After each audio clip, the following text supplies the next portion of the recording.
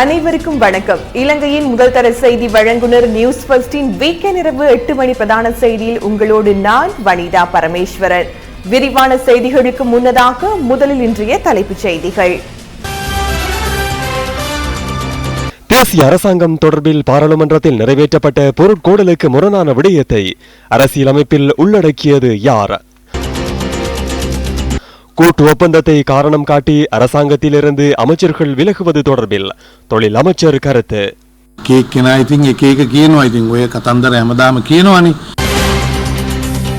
பந்து தலையில் பட்டு வைத்தியசாலையில் அனுமதிக்கப்பட்டிருந்த திமுத் கருணாரத்ன சிகிச்சைகளின் பின்னர் வைத்தியசாலையிலிருந்து வெளியேற்றம். இனி விரிவான செய்திகள். தேசிய அரசாங்கம் குறித்து பாராளுமன்றத்தினால் அனுமதிக்கப்பட்ட விடயங்கள் அரசியலமைப்பில் உள்வாங்கப்படவில்லை என பாராளுமன்ற உறுப்பினர் கலாநிதி விஜயதாச ராஜபக்ஷ தெரிவிக்கின்றார். வேண்டுமென்றே பாரிய மோசடி ஒன்று இடம்பெற்றுள்ளமை இதனூடாக புலப்படுவதாக நியூஸ் ஃபர்ஸ்டுக்கு வழங்கிய விசேட சேவையில் அவர் கூறினார்.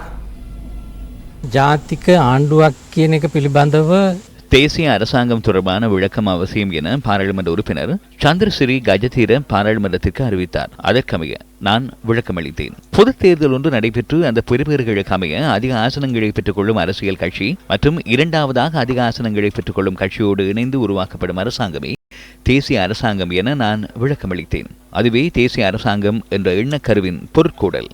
எனினும் அன்சார் அறிக்கையில் அவ்வாறு குறிப்பிடப்பட்டுள்ள போதிலும் 19வது அரசியலமைப்பு திருத்தத்தை தெரிவுக்குழுவில் சமர்ப்பிக்கப்பட்ட சந்தர்ப்பத்தில் முன்வைக்கப்பட்ட திருத்தங்களை உள்ளடக்கிய பின்னர் மற்றொரு திருத்தமே சபாநாயகரின் கையொப்பத்திற்காக சமர்ப்பிக்கப்பட்டது. எங்களால் அனுமதி வழங்கப்பட்ட விடயத்திற்கு முரணாக அரசியலமைப்பின் 46ஆம் சரத்தின் 5வது உபபிரிவில் உள்ளடக்கப்பட்டுள்ளது. அதற்கமைய பாராளுமன்றத்தில் அதிக ஆசனங்களை பெற்றுக்கொண்ட அங்கீகரிக்கப்பட்ட அரசியல் கட்சி அல்லது சுயேட்சை குழு மற்றும் பாராளுமன்றத்தினால் அங்கீகரிக்கப்பட்ட ஏனைய அரசியல் கட்சிகள் அல்லது ஏனைய சுயேட்சை குழுக்கள் ஒன்றிணைந்து உருவாக்குவதே தேசிய அரசாங்கம் என கூறப்பட்டுள்ளது. இது முற்றிலும் தவறானது. எமது நாட்டின் மீயுயர் பாராளுமன்றத்தில் நிறைவேற்றப்படாத விடயமே அது. அதேபோன்று நாட்டை ஆட்சி செய்யும் அரசியலமைப்பை திரிவுபடுத்துவதனூடாக இங்கு மோசடி இடம்பெற்றுள்ளது. කවුරුත් සලකන ආණ්ඩු ක්‍රම ව්‍යවස්ථාව වංචනික ලෙස විකෘතියට පත් කිරීමක් මේ තුල සිද්ධ වෙලා තියෙනවා. දැන් මෙච්චර කාලයක් ගත වෙලා දැන් ඔබතුමා මෙහෙම කියන්නේ ඇයිද කියලා මේ ප්‍රශ්නය මතු වෙන බව இதனூடாக பிரச்சனை ஒன்று ஏற்படும் என்பதை அறிந்தமையால் சபாநாயகர், பிரதமர் மற்றும் ஜனாதிபதியை அன்று நான் தெளிவுபடுத்தினேன். ஐக்கிய தேசிய கட்சி தேசிய அரசாங்கம் ஒன்றை ஸ்தாபித்துள்ளதாக கூறப்படும் பிரேரணை ஒன்றை சபை முதல்வர் அமைச்சர் லக்ஷ்மன் கிரியல்ல பாராளுமன்ற பொதுச் செயலாளரிடம் கையளித்ததாக நேற்று நாம் செய்தி வெளியிட்டோம். தேசிய அரசாங்கத்தை ஸ்தாபிக்கும் போது பாராளுமன்றத்தின் அனுமதி அவசியம் என அரசியலமைப்பில் கூறப்பட்டுள்ளது. அந்த விடயம் மாத்திரமே காணப்படுகிறது. வேறு விடயங்களை வெளியிட தேவையில்லை. நாம் ஸ்தாபிக்கும் போது அதனை அறிந்து கொள்ள முடியும். அமைச்சர் லக்ஷ்மன் கிரியல்லவின் பிரேரணை தொடர்பில் தெரிவிக்கப்பட்ட சில கருத்துக்கள் அடுத்து. பாராளுமன்றத்தில் தெரிவான கட்சி அல்லது குழு மற்றும் ஒரு குழுவுடன் இணைந்து ஸ்தாபிக்கும் அரசாங்கம் என்று அரசியலமைப்பில் உள்ளது. ஒரு நபருடன் இணைந்து தேசிய அரசாங்கம் ஒன்றை ஸ்தாபிக்க சபை முதல்வர் கிரியல்ல முயற்சிக்கிறார். அவ்வாறான விடயம் ஒன்று எமது அரசியலமைப்பில் இல்லை என்பதை தெளிவாக புரிந்து கொள்ள முடியும். அரசியலமைப்புக்கு புறம்பான செயற்பாடு ஒன்றையே ஐக்கிய தேசிய கட்சி இன்று முன்னெடுத்து வருகிறது.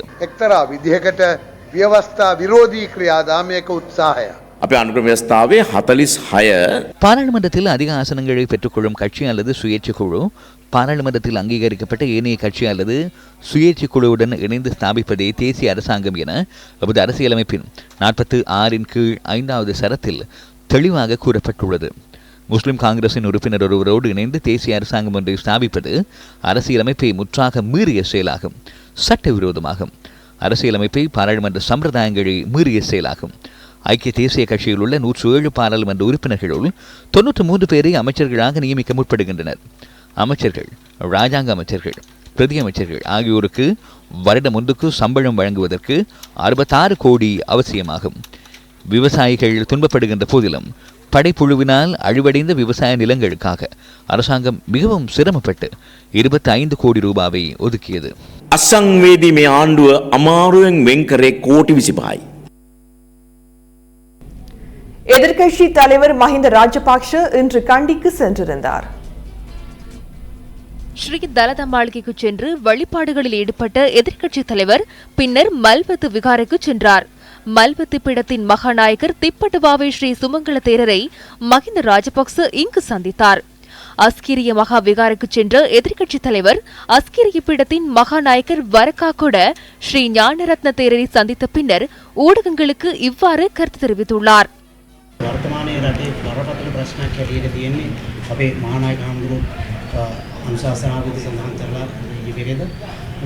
இந்த சந்தர்ப்பத்தில் அரசியலமைப்பு ஒன்று அவசியம் இல்லை என்ற எண்ணப்பாட்டிலேயே மகாநாயக தேரர்கள் உள்ளனர்.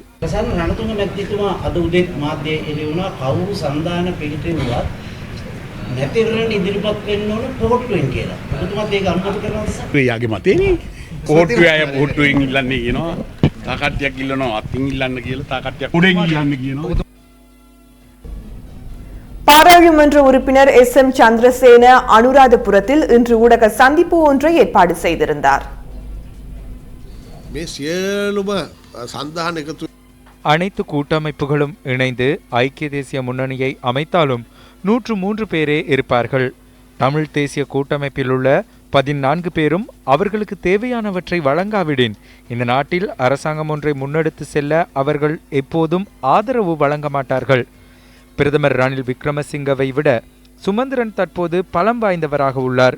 ஏனெனில் சுமந்திரன் எடுக்கும் தீர்மானத்திற்கு அமையவே பிரதமர் அமைச்சு பதவிகள் மற்றும் அரசாங்கம் நீடிக்குமா என்ற தீர்மானத்தில் இருக்க வேண்டியுள்ளது. நாய் வாலாட்டும் போது எவ்வித பிரச்சனையும் இல்லை. எனினும் வாள் நாயை ஆட்டினால் அங்கு பிரச்சனை ஒன்று உள்ளது. தற்போது வாளே நாயை ஆட்டுகின்றது. அதனால் தமிழ் தேசிய கூட்டமைப்பே அரசாங்கத்தை முன்னெடுத்து செல்கின்றது. புதுமையான பலத்துடன் அவர்கள் செயற்படுகின்றார்கள்.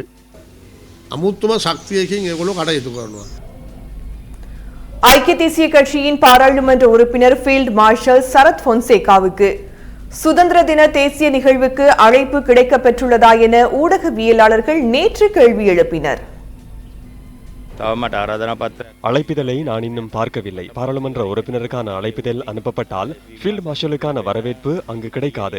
அதனால் ஃபீல்ட் மார்ஷல் என்ற வகையிலேயே நான் அதில் பங்கேற்பேன். அதற்கு விசேட அழைப்பு விடுக்கப்பட வேண்டும். அவ்வாறு இல்லாவிடின் அந்த பதவிக்கு அகௌரவம் ஏற்படும் வகையில் நான் கலந்து கொள்ள மாட்டேன்.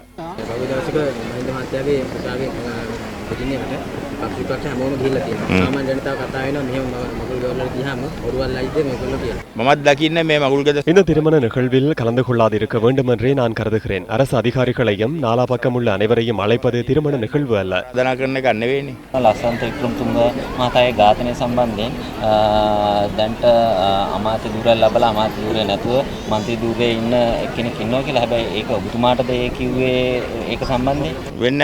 இருக்கலாம். அந்த கொலைகளுடன் ராஜபக்ச குடும்பத்தினர் தொடர்பு பட்டுள்ளார்கள் என்பதை அனைவரும் அறிவார்கள்.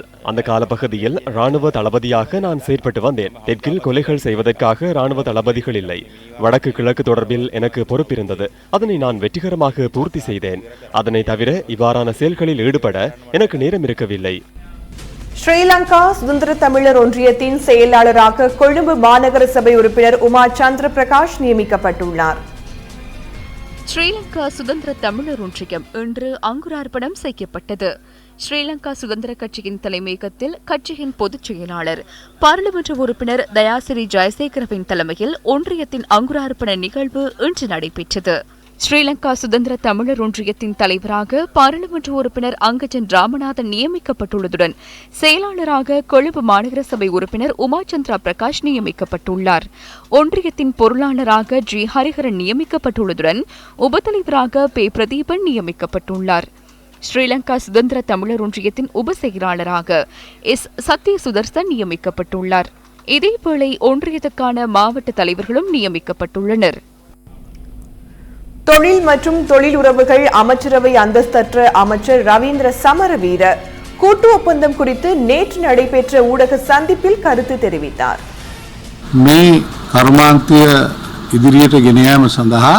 இந்த தொழில்துறையை முன்னோக்கி கொண்டு செல்வதற்கு தோட்டத்தில் வாழும் மக்களுக்கிடையே சமாதானம் காணப்பட வேண்டும். அந்த சமாதானம் இல்லாவிட்டால் நாம் எவ்வாறான உடன்படிக்கைகளை கைச்சாத்திட்டாலும் இந்த தொழில்துறையை முன்னோக்கி கொண்டு செல்வது கடினமாகும்.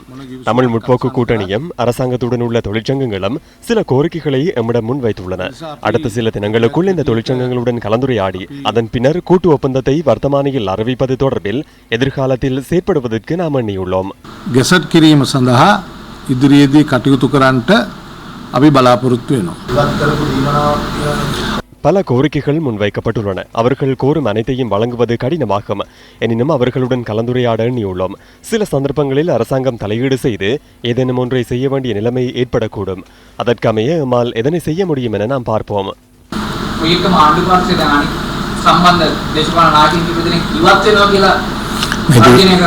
ஒவ்வொரு விடயங்களை ஒவ்வொருவர் கூறுவார்கள். இவை எப்போதும் கூறப்படும் விடயங்கள் அல்லவா? தற்போது விலகுவதை விட தாம் பிரதிநிதித்துவப்படுத்தும் மக்களுக்கான அதிகபட்ச பயனை பெற்றுக்கொள்ளும் செயற்பாட்டையே தற்போது முன்னெடுக்க வேண்டும். பெருந்தோட்ட கைத்தொழில் ராஜாங்க அமைச்சர் வடிவேல் சுரேஷ் பதுளையில் நேற்று இடம்பெற்ற ஊடக சந்திப்பில் கலந்து கொண்டு இவ்வாறு கருத்து தெரிவித்தார். என்ன கட்சி மாறதை பத்தி அவர் பேசுறாரு? அவருக்கு என்ன அருகதை இருக்குது ஏன் கட்சி மாற பேசுறதுக்கு? சந்திரசேகரன் அவர்களோட கட்சியில் போயிட்டு மாகாண சபைக்கு போயிட்டு அவர்கிட்ட முதுகில் குத்திவிட்டு திரும்ப போயிட்டு மஹிந்த ராஜபக்ச அவருக்கு சப்போர்ட் பண்ணி அப்புறம் மஹிந்த ராஜபக்ச அவர்களோட திரும்ப அவர் முதுகில் குத்திவிட்டு திரும்ப ஐக்கிய தேசிய கட்சியில் வந்து ஓட்டு கேட்டு திரும்ப ஐக்கிய தேசியத்தில் எம்பி ஆகி திரும்ப மஹிந்த ராஜபக்ச அவர்களோட போய் சேர்ந்து மொழி சம்பந்தப்பட்ட பிரதி அமைச்சர் பதவி வாங்கி அந்த மொழிக்கு கூட பெரிய பிரச்சனையாக இருந்துச்சு. மொழி தெரியாத மொழி அமைச்சர் ஆகிட்டார்னு சொல்லி திரும்ப அங்கனைக்கு இருந்து திரும்ப மைத்திரிபால சிறிசேனா அவர்களுக்கு ஆதரவு தெரிவித்து இங்கிட்டு வந்து திரும்ப ஐக்கிய தேசியில் ஓட்டு வாங்கி அங்கே இருந்துக்கிட்டு இவர் கேட்கிறார் கட்சி மாற்றத்தை பற்றி எனக்கிட்ட. ஆக முதுகு கொஞ்சம் திரும்பி பார்த்துக்கிட்டு பேசுங்க. இந்த உங்களுக்குள்ள பிரச்சனை திகானே சம்பள பிரச்சனை இல்லை. வடகடல் பகுதியூடாக இடம்பெற்று வரும் கேரள கஞ்சா கடத்தல் குறித்து நியூஸ் ஃபர்ஸ்ட் இன்று ஆராய்கின்றது. போருக்கு பின்னரான காலப்பகுதியில் வடமாகாணத்தில் அதிகளவில் கேரள கஞ்சா பறிமுதல் செய்யப்பட்டுள்ளது. இந்த ஆண்டும் பல்வேறு சந்தர்ப்பங்களில் வடபகுதியில் பெருமளவு கேரள கஞ்சா பறிமுதல் செய்யப்பட்டுள்ளது. இவ்வாறு பறிமுதல் செய்யப்படுகின்ற கேரள கஞ்சா பெரும்பாலும் வடக்கு கடல் வழியாக இலங்கைக்கு கொண்டு வரப்பட்டது என்பது குறிப்பிடத்தக்கது. யுத்த காலப்பகுதியில் மட்டுப்படுத்தப்பட்டிருந்த இந்த போதைப்பொருள் கடத்தல்கள் தற்போது அதிகரித்த வண்ணம் உள்ளன. 2009ஆம் ஆண்டிற்கு பின்னர் வடமாகாண கடற்பரப்புகளினூடாக தரையிறக்கப்பட்ட கேரள கஞ்சா கடற்படையினர் மற்றும் போலீசாரினால் கைப்பற்றப்பட்ட பல சம்பவங்கள் பதிவாகியுள்ளன. இந்த வருடத்தின் ஜனவரி மாதத்தில் மாத்திரம் சுமார் 400 கிலோகிராம் கேரள கஞ்சா போலீசாரால் கைப்பற்றப்பட்டுள்ளதுடன் சுமார் 500 கிலோகிராம் கேரள கஞ்சா கடற்படையினரால் கைப்பற்றப்பட்டுள்ளது. පෞගිය අවුරුදු එකමාරක කාලය තුළ උතුරු පළාතේ கடந்த 1.5 வருட கால பகுதியில் வடமாகாணத்தில் 2000 கிலோகிராமுக்கும் அதிகமான கேரள கஞ்சா எங்களால் கைப்பற்றப்பட்டது. இந்த ஜனவரி மாதத்திற்குள் சுமார் 400 கிலோகிராம் கஞ்சாவை வடமாகாணத்தில் கைப்பற்றியுள்ளோம். 111 சந்தேக நபர்களை கைது செய்து நீதிமன்றத்தில் ஆஜர்படுத்தியுள்ளோம். අත්අඩංගුවට අරන් තියෙනවා සැකකරුවෝ 111ක්. ඒ සමග අත්අඩංගුවට අරන් අධිකරණයට ඉදිරිපත් කළා තියෙනවා. ஆரம்பத்தில் மன்னார், தலைமன்னார், கட்பட்டி உள்ளிட்ட கடற்பரப்புகளினூடாக கேரள கஞ்சா கடத்தப்பட்டது. எனினும் 2009ஆம் ஆண்டிற்கு பின்னர் யாழ்ப்பாண கடற்பரப்புகளான மாதகல், மயிலட்டி, இளவாலை, காங்கேசன் துறை என ஆரம்பித்து வடமராட்சி கிழக்கு கடற்பரப்புகளான தாளையடி, சுண்டிக்குளம் என விஸ்தீரணமாகியது. இந்த கடல் பகுதிகளில் போலீசார் கடற்படையினரின் கண்காணிப்புக்கு ஏற்ப கடத்தல்காரர்களினால் தரையிறக்கும் பகுதிகள் காலத்திற்கு காலம் மாற்றப்படுகின்றன. தற்போது வடமராட்சியின் வல்வெட்டி துறையிலிருந்து பருத்தித்துறை வரையான கடற்பரப்புகளினூடாக கேரள கஞ்சா தரையிறக்கப்படுகின்றது. இவ்வாறு கடல் வழியாக தரையிறக்கப்பட்ட கேரள கஞ்சா வல்வெட்டித்துறை மற்றும் பருத்தித்துறை ஆகிய பகுதிகளில் பதுக்கப்பட்ட நிலையில் போலீசாரினால் கைப்பற்றப்பட்ட சம்பவங்கள் பதிவாகியுள்ளன.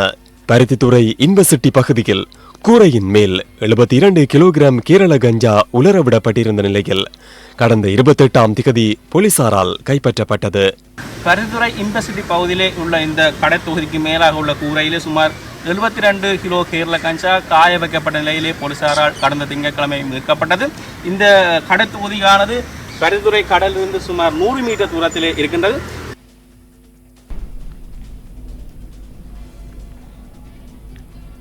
போதைப்பொருள் பாவனைக்கு எதிர்ப்பு தெரிவித்தும் அண்மையில் பாடசாலை மாணவன் தாக்கப்பட்ட சம்பவத்தை கண்டித்தும் இன்று கிளிநொச்சியில் கவனஈர்ப்பு பேரணி ஒன்று முன்னெடுக்கப்பட்டது.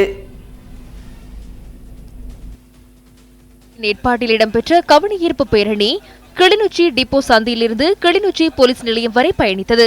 போதைப் பொருளை பாவனையை நாங்கள் ஒழிக்க முடியும். இது சம்பந்தமான விழிப்புணர்வு எமது சிறுவர் மட்டத்தில் இருந்து வர வேண்டும். இது ஒரு மாஃபியா மாதிரி ஒரு குற்றச்செயல் உலகளாவிய ரீதியில் எமது சமுதாயத்தை சீரழிக்க வேண்டும் என்ற ரீதியில் திட்டமிட்டு நடத்தப்படுகிறது. இதுக்கு பலியாகிறவர்கள் எமது சமுதாயத்தின் வேலையற்ற இளைஞர்கள். கோனாவில் பகுதியிலே பாடசாலை மாணவன் போதைப் பொருளுக்கு எதிராக குரல் கொடுத்தமைக்காக தாக்கப்பட்டிருக்கின்றார். சார் விரைவாக இந்த கடமைகளிலே உஷாருடன் செயற்பட்டு எமது மாணவ சமுதாயத்தையும் ஆசிரியர் சமுதாயத்தையும் எமது சமுதாயத்தையும் பாதுகாப்பதற்கு முன்வர வேண்டும். கவனஈர்ப்பில் ஈடுபட்டவர்கள் தமது கோரிக்கைகள் அடங்கிய மகஜர்களையும் போலீசாரிடம் கையளித்தனர். சந்தே மகஜரில் உள்ள விடயங்கள் தொடர்பில் நாம் கவனம் செலுத்தி எதிர்காலத்தில் சிறப்பாக செயற்படுவோம் என நான் வாக்குறுதி அளிக்கின்றேன். இந்த சம்பவம் தொடர்பில் வடமாகாண சிரேஷ்ட பிரதி போலீஸ் மா அதிபர் ரொஷான் பெர்னாண்டோ இன்றைய ஊடக சந்திப்பில் கருத்து தெரிவித்தார். ඊට අදාළ කාන්තාව අත්අඩංගුවට අරන් තියෙනවා. අත්අඩංගුවට අරගෙන අධිකරණයට ඉදිරිපත් කරනවා. கிளிநொச்சியில் மாணவரை அச்சுறுத்தியமை தொடர்பில் போலீசார் நடவடிக்கை எடுத்து அதனுடன் தொடர்புடைய பெண்ணை கைது செய்துள்ளனர். நீதிமன்றத்தில் ஆஜர்படுத்தியுள்ளனர். குறித்த மாணவன் சைக்கிளில் சென்ற சந்தர்ப்பத்தில் மற்றுமொரு சைக்கிளில் வந்து குறுக்காக சென்றமையால் மாணவன் விழுந்துள்ளார். இதுவே சம்பவம். தாக்குதல் தொடர்பில் பதிவாகவில்லை. நான் அது தொடர்பில் ஆராய்ந்தேன். அது கஞ்சா தொடர்பான பிரச்சனை ஒன்றல்ல. பாடசாலையின் விளையாட்டுப் போட்டிக்கு மாணவர்கள் மற்றும் பழைய மாணவர்கள் தயாரான சந்தர்ப்பத்தில் ஏற்பட்ட பிரச்சனையாகும். அதனை கல்விசார் அதிகாரிகள் கட்டுப்பாட்டிற்குள் கொண்டு வந்துள்ளனர். எதிர்காலத்தில் அந்த விளையாட்டுப் போட்டி நடைபெறும். පත්වෙලා ඒක සමතයකට පත් කරගෙන තියෙනවා. දැන් ඉදිරියේදී ඒ ක්‍රීඩා තරඟය පවත්වනවා. பாராளுமன்ற உறுப்பினர் கலாநிதி மோகன்லால் கிரேருவினால் எழுதப்பட்ட கல்வி முறை மற்றும் தொழில் என்ற நூல் வெளியீட்டு நிகழ்வு பண்டார் நாயக்க சர்வதேச மாநாட்டு மண்டபத்தில் இன்று நடைபெற்றது. இந்நிகழ்வுக்கு ஜனாதிபதி மைத்ரிபால சிறிசேன தலைமை வகித்தார்.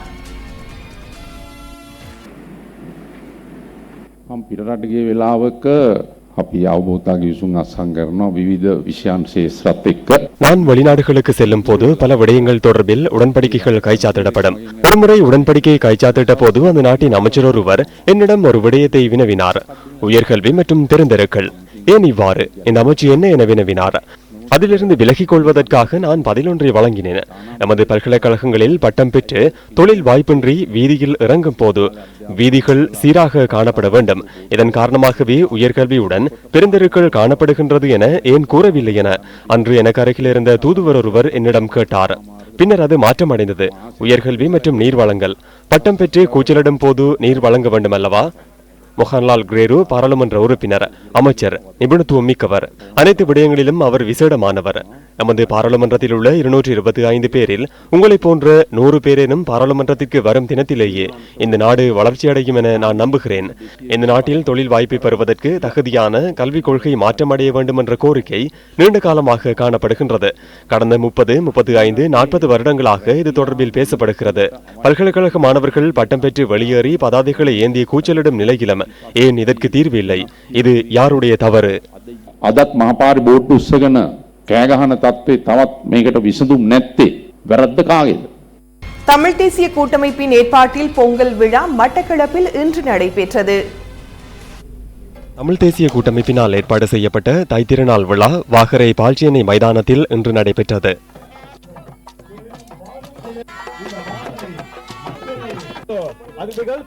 பொங்கல் விழாவை நாங்கள் எதற்காக கொண்டாடுகின்றோம் என்று உண்மதமாக நாங்கள் அனைவரும் அறிந்து கொள்வது மிகவும் ஒரு அவசியமான விடயம். இப்போதைய காலகட்டத்திலே பொங்கல் விழாக்களை பிந்திய காலங்களில் கொண்டாடுகின்ற அன்பர்கள் தங்களுடைய மனதிலே ஒரு கவனத்தை கொள்ள வேண்டும். தைப்பொங்கல் திருநாள் தொடங்கி 4 நாட்களுக்குள்ளே இந்த பொங்கல் விழாவை சிறப்பாக கொண்டாடுவது மிகவும் அவசியம். எங்களுடைய கலாச்சாரங்களை சீர்கட வைக்காமல் சிலர் தங்களுடைய சுயலாபத்திற்காக இந்த பொங்கல் விழாக்களை மருவி வருகின்ற நாட்களிலே மாசி மாதத்திலும் இந்த பொங்கல் விழா கொண்டாடப்படுகின்றது. ஆகவே இனி வருகின்ற சமுதாயம் மாசி மாதத்திலும் தைப்பொங்கலை கொண்டாடக்கூடிய ஒரு காலகட்டம் உருவாகிவிடும்.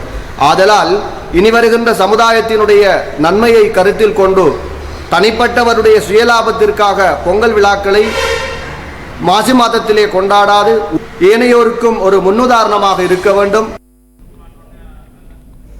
இலங்கை ஜனநாயக சோசலிச குடியரசின் 71வது சுதந்திர தினத்தை முன்னிட்டு தேசிய கொடியினை பறக்க விடுமாறு நாட்டு மக்களிடம் மேல் மாகாண ஆளுநர் அசாத் சாலி வேண்டுகோள் விடுத்துள்ளார். சுதந்திர தினம் கொண்டாடப்பட இருக்கிற இந்த வேளையில் நான் ஆளுநராக இந்த நாட்டு மக்கள்கிட்ட ஒரு வேண்டுகோள் விடுகிறேன். என்று சொன்னால் உடனடியாக எல்லா வீட்டிலையும், எல்லா காரியாலயங்களையும், எல்லா இன்ஸ்டிடியூஷன்லையும் உடனடியாக தேசிய கொடியை பறக்க விடுமாகவும் நான் ஒரு வேண்டுகோள் விடுகிறேன். எங்களுடைய நாட்டுக்கு நாங்கள் எவ்வளவு விசுவாசம் ஆகிக்கிறோம்ன்றது காத்த ஒரு இதுதான் இது தேசிய கொடி. ஸ்போர்ட்ஸ் ஃபர்ஸ்ட் அலியான்ஸ் பிளாட்டினம் விருது வழங்கல் விழாவின் இன்றைய 18ஆம் நாளுக்கான ஊக்குவிப்பு செயல் திட்டம் மாத்தளையில் கண்கவரும் விதத்தில் நடைபெற்றது. மாத்தளை மாவட்ட கல்வி திணைக்கள அதிகாரிகள், வரையறுக்கப்பட்ட கேபிட்டல் மகாராஜா நிறுவனம் மற்றும் அலியான்ஸ் நிறுவன அதிகாரிகளின் பங்கு பெற்றுதலுடன் இன்றைய நிகழ்வு மாத்தளை விஜய வித்யாலயத்தில் முன்னெடுக்கப்பட்டது. பாடசாலை மாணவர்களுக்கு ரக்பி, கால்பந்தாட்டம், பேஸ்பால் உள்ளிட்ட விளையாட்டுகளின் நுணுக்கங்கள் கற்றுக் கொடுக்கப்பட்டன. மாத்தளை மாவட்டத்தின் அதிசிறந்த பாடசாலை வீராங்கனைக்கான தங்கப்பதக்கத்தை சங்கமிதா மகளிர் கல்லூரியின் பளுதூக்கல் வீராங்கனையான தில்ஷாரா நெத்னினி சுவீகரித்தார்.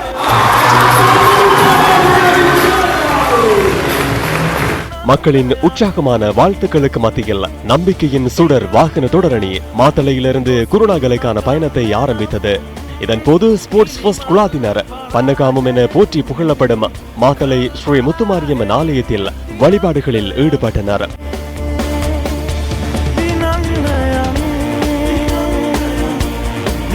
யட்டவத்த நாவுல நமுல்லை ஊடாக நம்பிக்கையின் சுடர் வாகன தொடரணி இன்று மாலை குருநாகலை சென்றடைந்தது. இத்துடன் நியூஸ் ஃபர்ஸ்டின் இரவு 8 மணி பிரதான செய்தி நிறைவு பெறுகின்றது. எமது அடுத்த பிரதான செய்தியினை 10:30க்கு எதிர்பாருங்கள். வணக்கம்.